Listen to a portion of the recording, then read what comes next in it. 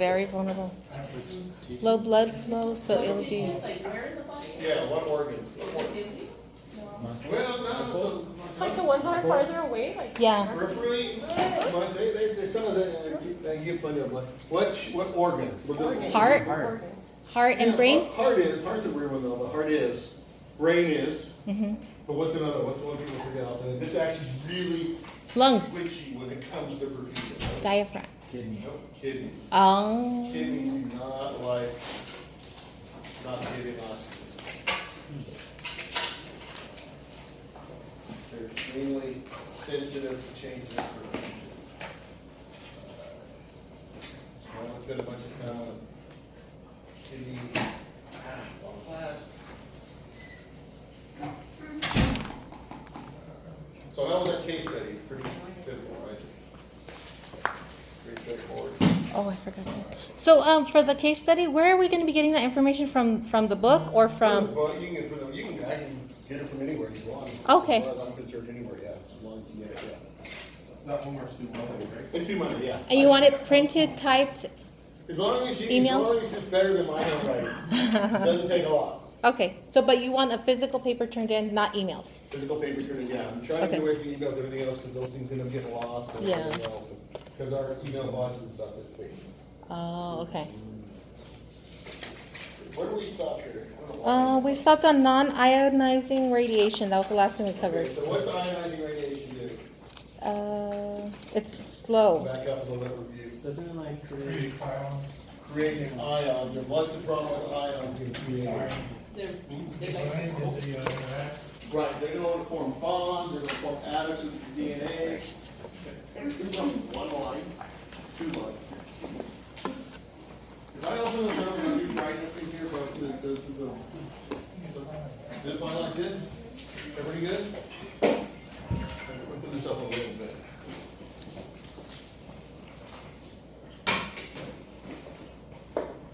You gotta switch for 2 lines. Got better a little? Yeah. Better. Ionization knocks off, kicks off electrons, you kick off an electron, light up energy, you create ions, ions are gonna, a DNA adduct, when something binds to DNA, it causes like a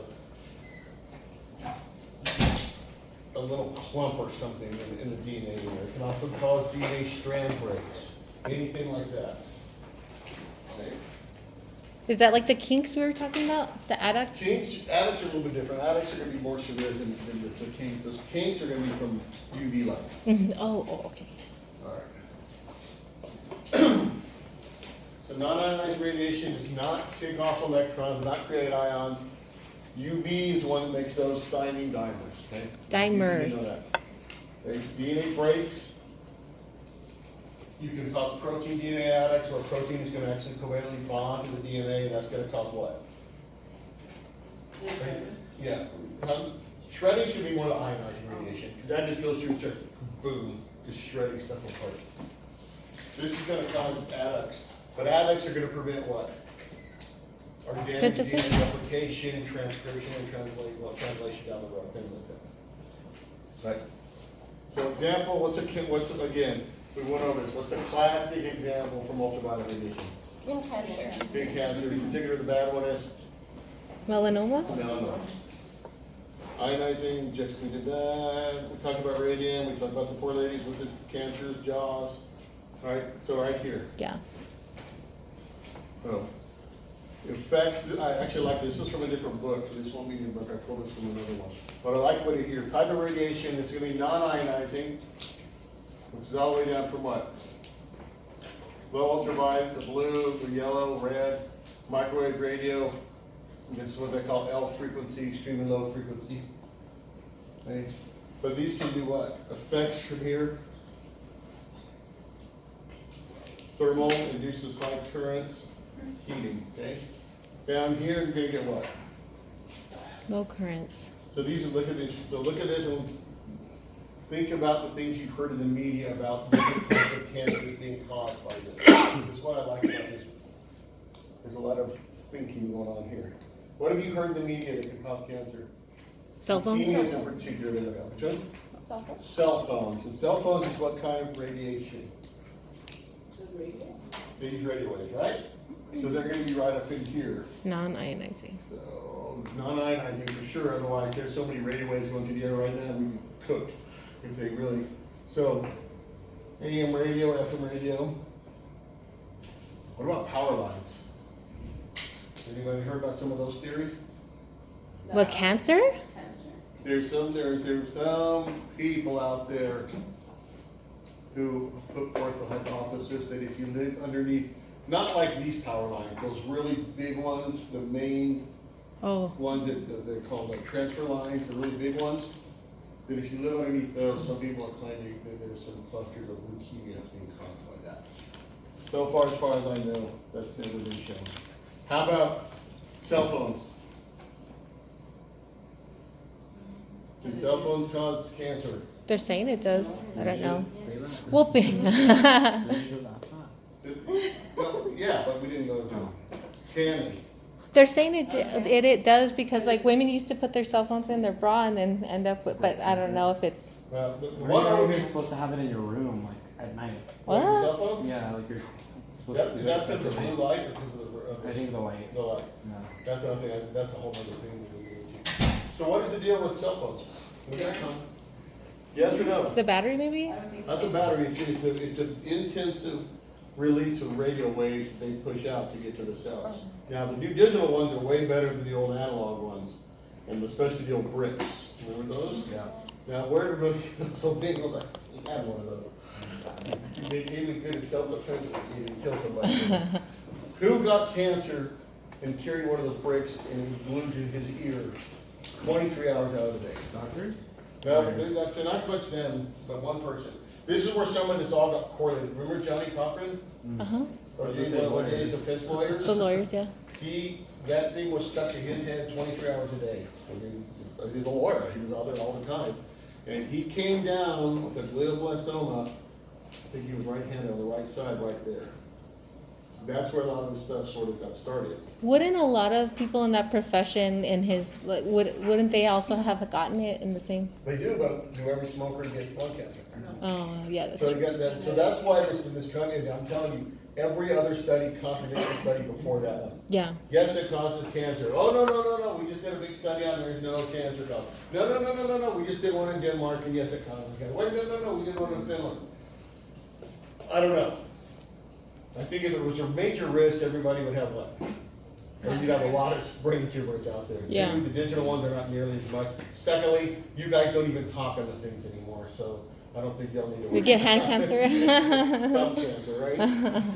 The one place I would be concerned about it, that's one thing, that's one, he was an oncologist, and that's what he said to you, was women carrying it up in their bra straps and males carrying it in their front pocket. Because you've got really sensitive tissue in the breast and the testes, so that was the one thing he said he might need. Like I said, you guys don't even use them for phones anymore. All right, tanning booths, oh, what are tanning booths? They are called what? I call them cancer makers. Yeah. The toaster for human beings, right? Tanning booths use ultraviolet radiation, so it's not ionizing. And right here, broken bonds are damaging. That's when ionizing, this is the main way it kills things. But tanning booths, there's three types of UV light. UVA, UVB, and UVC. UVA is the one that causes most of the sunburns. And they always associated sunburns with with cancer, right? If you got a lot of sunburns, you got a high risk of getting what? Cancer. Cancer. So they use UVB in tanning booths, because that's the one that supposedly triggers melanoma production. So the original idea was, yes, we can tan you without increasing your risk of what? Cancer. Cancer. Well, it turns out, yes, this is the one that causes the thermal damage. This is the one that causes the DNA damage. So now they've taken you and put you into a machine that does what? Does exactly what you're avoiding. Those thymine diamonds inside of you. So I don't know what the laws are anymore. Anybody know? There's some states now that you have to be at least 18 to use them or something like that. I don't know. This part of the country, I don't even know why you need them. And what's UVC? Huh? UVC. UVC is a little different, they don't have much on it. I mean, I'm sorry, they don't have much on UVC. Now, talking about contradictory information, there's a small group of dermatologists, and there's a big study about ready to come out, and here's what it says, that there's a big lack of vitamin D in the US. That's one of the big problems, right? Cardiovascular disease that actually links vitamin D to a whole bunch of stuff. Turns out now, according to these people, that taking oral vitamin D does not seem to mitigate some of those issues. So what does that tell you guys, if that's true? Well, Then it's not a lack of vitamin D? Right. it's your absorption of it, right? It Like could when be you- absorption, but they're thinking more what you're like, that it's not just vitamin D that you're getting from the sun. It actually looks like the sun also creates more nitric oxides in your blood and a couple other things. It's not just vitamin D. So now these guys are saying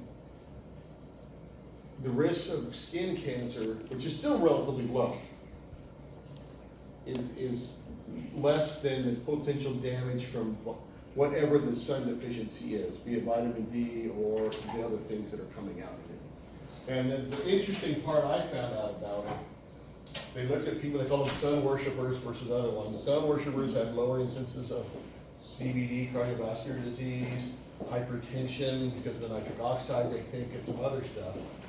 And it also, the interesting one, I want you all to think about this, of the sun worshipers who did get melanoma, they had higher survival rates than the people who were not sun worshipers who died.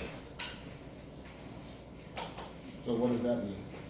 That's something to do with vitamin Could be, I could be the guy saying, well, that's because sun worshipers are on the lookout for it, so they're catching it early. I always gotta be the devil's advocate in there. But that's how they're saying that it's other stuff. And that even if you do get it, your odds of surviving are better. Now, am I telling you guys to go out and bake in the sun? No. Well, you don't do that. It only takes what? How much time in the sun a D. day? 15 minutes. 15 minutes a day total to get all the vitamin D and everything they need. And here it's probably 10. Minnesota, an hour. All right, chemical injury. These are chemically induced injuries. Drugs. How do they damage you? I'm not being a war on drugs out here. Drugs are This, bad. it could damage just depending, like the settlement and can affect your kidneys. Any drugs are gonna be somewhat toxicity, right, and everything else. And what's one of the problems with street drugs? I'm not found out ethics or anything like that. What is, what's really They're toxicological? mixed with a bunch of other stuff. You don't know what's in them. You know, baby powder is one of the big ones they used in the 80s to cut cocaine with. One of the other ones a few years ago had some nasty something they were used to make it. You ever seen how they make meth? You ever watch Breaking Bad? Yeah, I don't remember. You ever seen how they get cocaine out of cocoa leaves? Yeah, gasoline. Gasoline, acid, something else too. It's really nasty. All right, carbon tetrachloride, we'll talk about this one in particular. And this is not just street drug, this is any drug, right? Any toxicity, any drug can be toxic. I'm gonna spend some time on Tylenol Yeah. on this one. Lead toxicity, what does that do? What about carbon tetrachloride? I'll What's go that? through carbon tetrachloride. Oh, We'll stay okay, with that one okay. in a minute. Nobody should be getting exposed to this anymore, trust me. Okay. What does lead toxicity do? It causes infertility, no? Yeah, I think a lot of, what's the main one they're worried about, especially with kids? You said? Huh? Oh no, I thought like it was like the lead that you found in paint. It is, that's one, that's why. Oh, brain before, damage? 1974, there was lead in paint, Brain damage. Inflammation in the brain? inflammation of the brain and learning and decreased learning, right? So that was the big one, that picture of lead. Now, they said they took lead paint out, and I don't know, because they said the kids were eating paint chips. What the? Is anybody out there and their kids, when you're kids, I mean, I know they stick everything in their mouth. I've seen that in forensic Well, files. babies maybe. Yeah, Forensic. But I mean, you know, some kids look out the window and go, "Psh."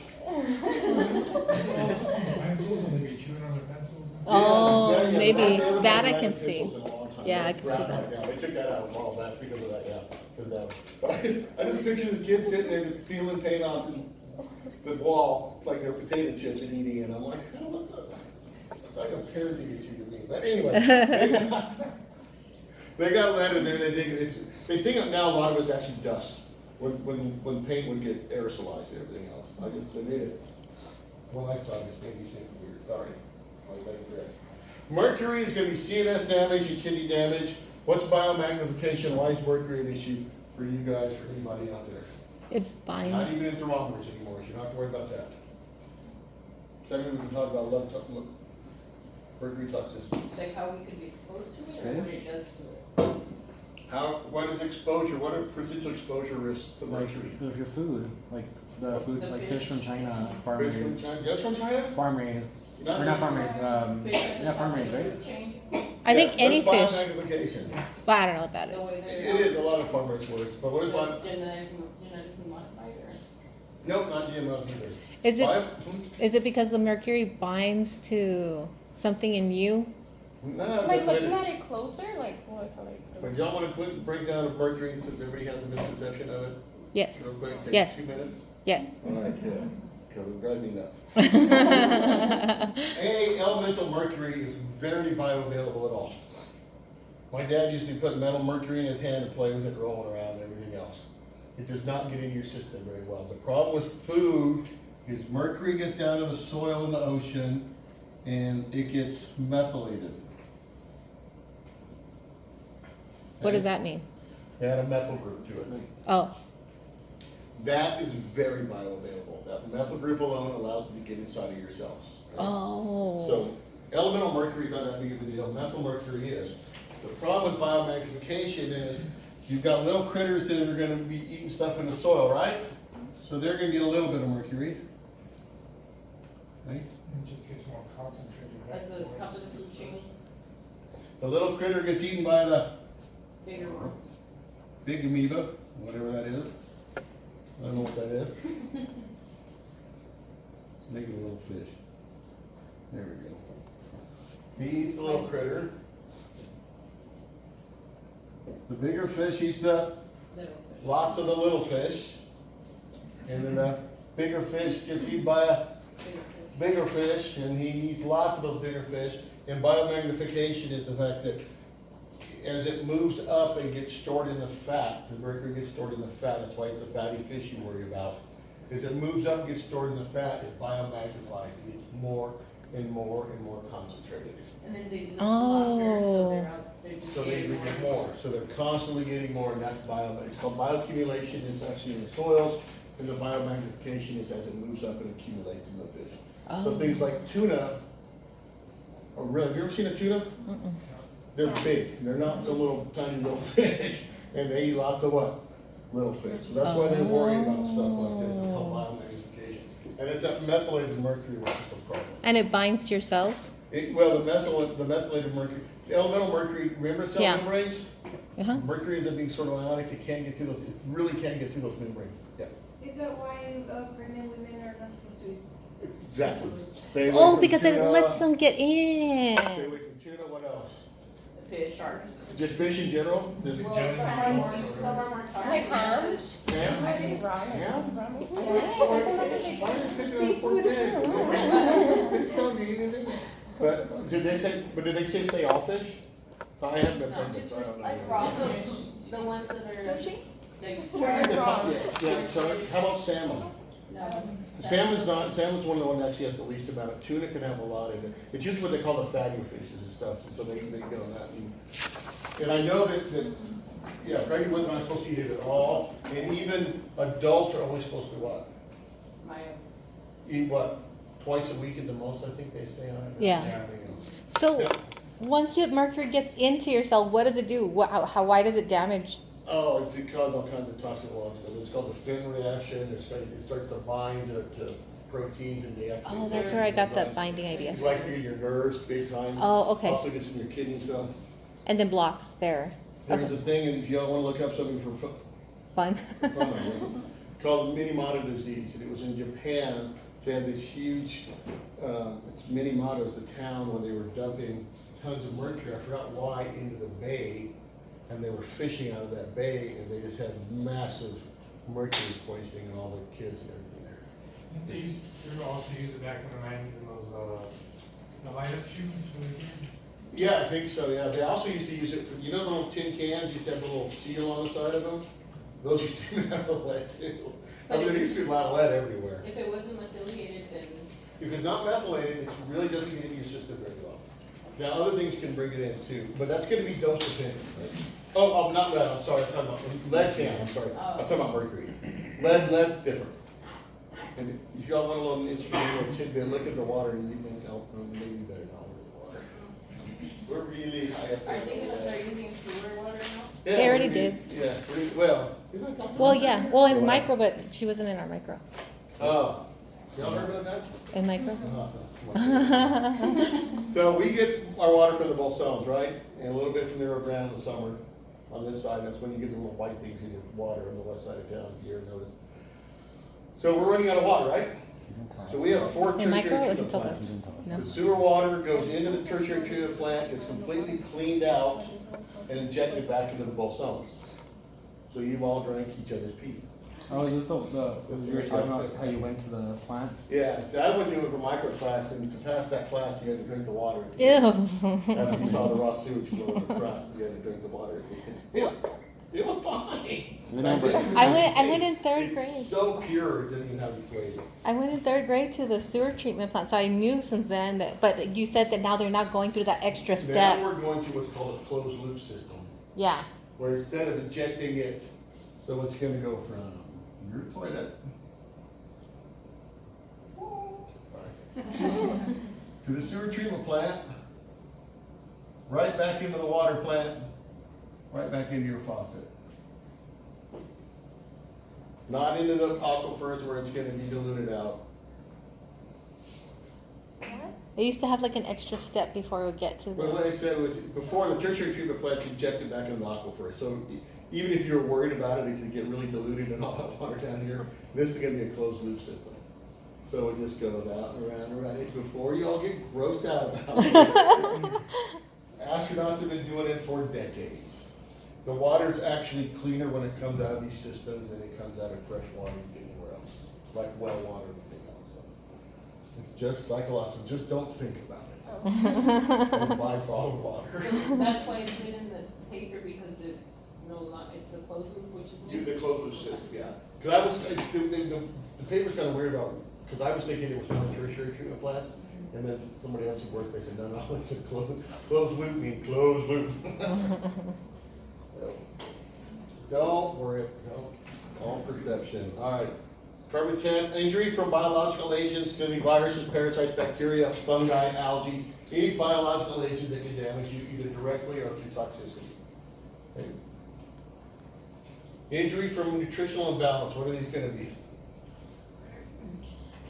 Like all the vitamins we take and stuff. Vitamin D we just talked about, right? Yeah, but What like does vitamin C potassium deficiency cause? deficiency. Is that the ricket thing? Well, rickets is vitamin D, actually, that's Oh. the other one's gonna be. Rickets is vitamin D, because vitamin D causes you to what? Oh my God, it's gonna be Absorb calcium. vitamin C. Absorb calcium? Absorb calcium, so if you don't absorb calcium when you're growing, what's gonna get affected? Your bones, so that's what rickets does. Vitamin C is scurvy, Scurvy. I was thinking about the sailors. I couldn't think of the. that's why English people are called limeys. Because the English Navy put limes on their boats to prevent scurvy, so they start calling them limeys, so that's a good trivia question. That's where it comes from. So How about excess- vitamin D, vitamin K deficiency, It'll affect your kidneys. and what else?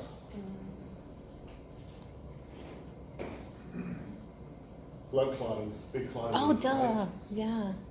Vitamin A. This is hard. Anybody? People don't even worry about it, they go take a Flintstone and everything's fine. Oh, yeah, exactly.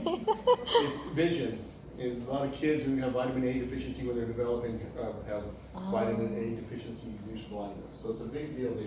They've made that golden corn, have you heard about that stuff? So corn's already golden.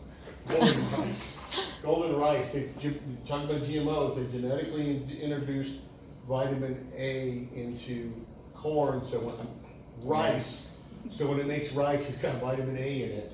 And now they're sending those to Africa and Asia places where they have issues with this deficiency. Wow, that's cool. Other than that, where do you get vitamin A from? For rice? I don't know. I'm not a nutritionist, but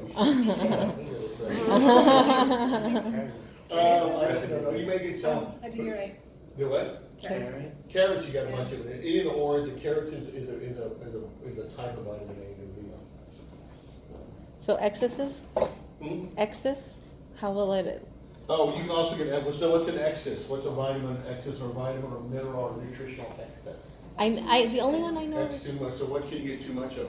anything? I'm betting B, the water solubles, you know, B, C, those you can't really get too much of, you're just gonna. Like the minerals are the ones that are more dangerous, right? Like, Selenium, how about iron? Can you get too much iron? yes. Yes, you can get iron overload. Selenium, vitamin E, you can get way too much vitamin E. Vitamin D, you can get too much of. A, K, There's another one. potassium. potassium, any of those. So any of those things can be in excess can cause damage. Well, that's what they used to kill prisoners, right? What? Oh, potassium chloride. Who? Potassium Inmates. chloride, yeah. To kill who? The lethal injection. Prisoners. Oh, good potassium chloride, yeah, maybe never. What does potassium chloride do? AFP people, especially since we're just in the heart. Stops an AFP. Oh, no. What does potassium do? Helps in contractions. Helps muscles fire, right? But it's supposed to be where? Inside or outside the cells? Inside. Inside, so if you get too much on that Oh, it sends outside, everything you mess out. up that gradient, and so the heart goes. So yeah, potassium chloride stops the heart. That's awesome. See all the things you learned here? Okay, chemical injury in cell membranes and other structures block enzymatic pathways. If you start damaging enzymes, you start damaging the entire cell, right? In particular. Coagulate cell proteins, you get those aggregates, disrupt osmotic analysis in the cell. Ionics are gonna be what? Potassium, sodium overload, chloride overload, calcium. Can you get too much calcium? Yeah, we're already talking about that actually a little bit. Corrosive substances like strong acids and bases destroy what? Usually the membrane, you're gonna break down the membranes, you're gonna make part they're gonna do. Then they're gonna start damaging any of the proteins inside of it, right? Too much pH changes. Other chemicals may injure cells in the process of metabolic or elimination. If you make these things that you take in, chemicals may be benign getting inside of you, but they need to metabolize into something that's very reactive. Okay? Carbon tests that you asked causes little damage until what? Until it's metabolized and activated in the liver, and then it gets turned into what? Some unpaired electrons on here, and then what happens to it now? What does it want to do? There's to bind to things, and particularly like to bind to the lipids in your membrane. It's called lipid peroxidation. And then if your membranes start getting things bound to them, and the membranes in your cell start getting damaged, what happens to the cell? Breaking down and dying, right? So this is carbon tet is it's the classic inducer of liver damage. Now, it was used in industrial US, that's where they found out about it. They don't use it anymore, but they use this in labs. If they want to see about a drug that may protect the liver, and they're going to test it on mice, they just give mice a bunch of this carbon tetrachloride because it's going to bam the liver like that.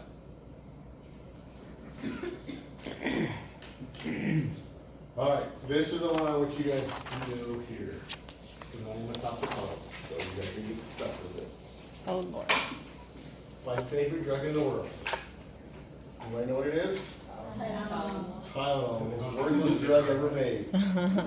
Processed through the liver. Huh? And it's processed through the liver? Processed, well, everything's processed through the liver, but it gets what's called activated.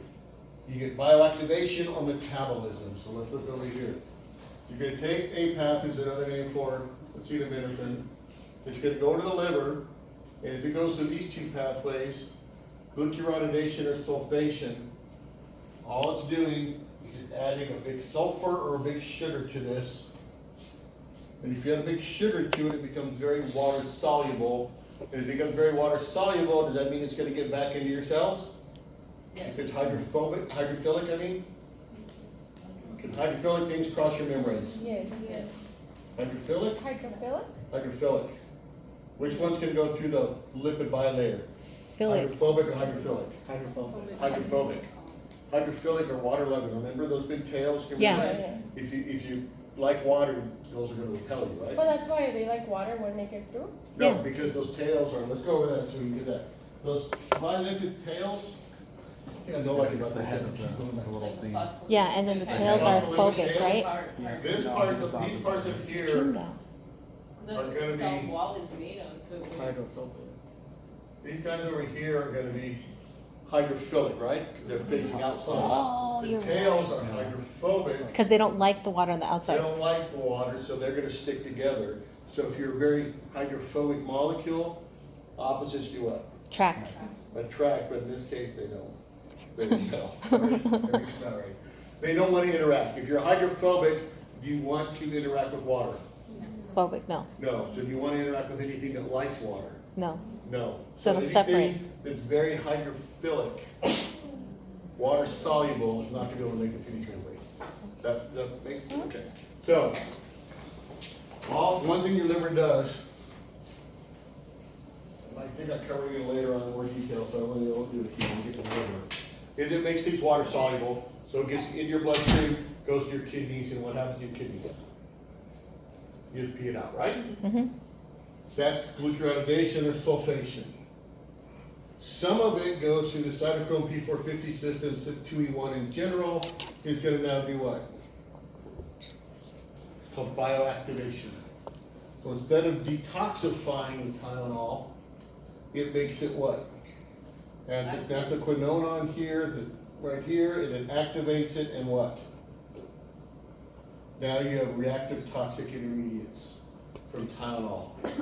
Now, if you're lucky and your liver's doing well and you've got plenty of it in you, your glutathione, which is the third main one, is gonna take this at the last minute and detoxify it. So your liver is very good at protecting us from this. So instead of detoxifying it, it toxifies it. Right. Okay.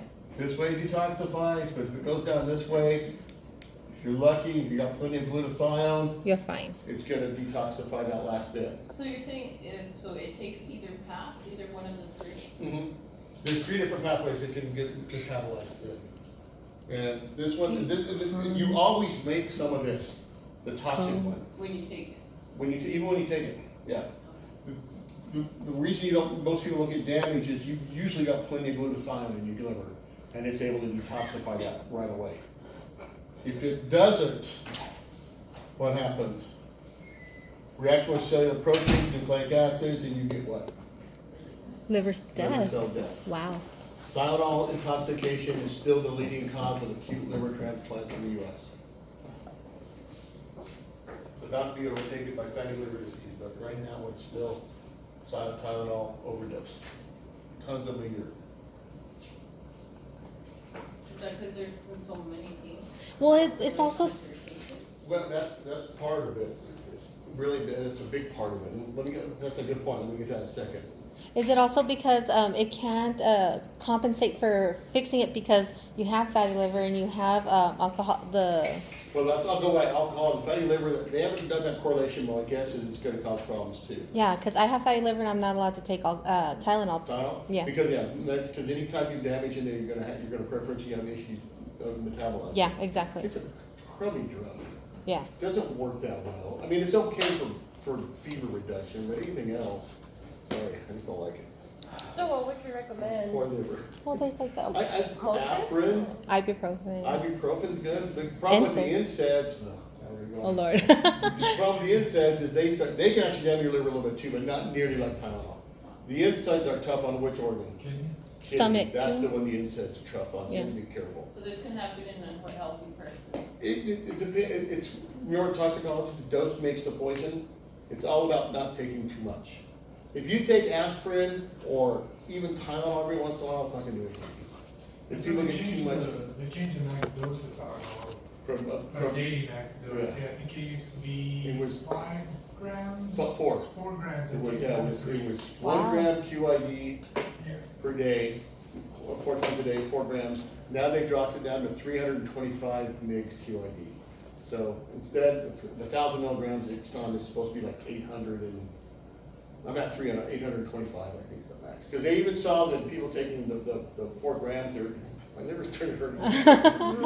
Just talking about it. They were showing some mild liver damage, so they wanted, but that's what you were saying. The problem is, people don't realize that Tylenol, acetaminophen is the name, the generic name for it, is in everything. Yeah. So if you're sick, you take Dayquil, that's got a bunch of acetaminophen in it. Yeah. I still have a headache, I take a gram of Tylenol. Oh no, I got a cough, it's not going away, I'm gonna take some of this cough medicine, it's got acetaminophen in it. And that's where all these accidental overdoses work. And the reason overdoses work in people who take it on purpose, is you just overwhelm this system. You get so much in your system that you don't have any glutathione left. Because the treatment for Tylenol intoxication is they add the precursor to glutathione, so you start making a whole bunch of it. Yeah. So that's it, people who try, people overdose on it. Problem with drinking is when you drink, if you're a heavy drinker, to help metabolize alcohol, you induce this enzyme, because this enzyme also breaks down alcohol. So the more of this enzyme you have, the more what? It breaks it The down. more toxic metabolite you make, so you start overwhelming your glutathione. The more you have, the more you. The Yeah, more you because you're drink, the more triggering this that you make, pathway. This is the one that's gonna make the toxic They're metabolite. triggering that pathway by doing that. And you just, again, you overwhelm the glutathione system. So that's why heavy drinkers aren't supposed to take it.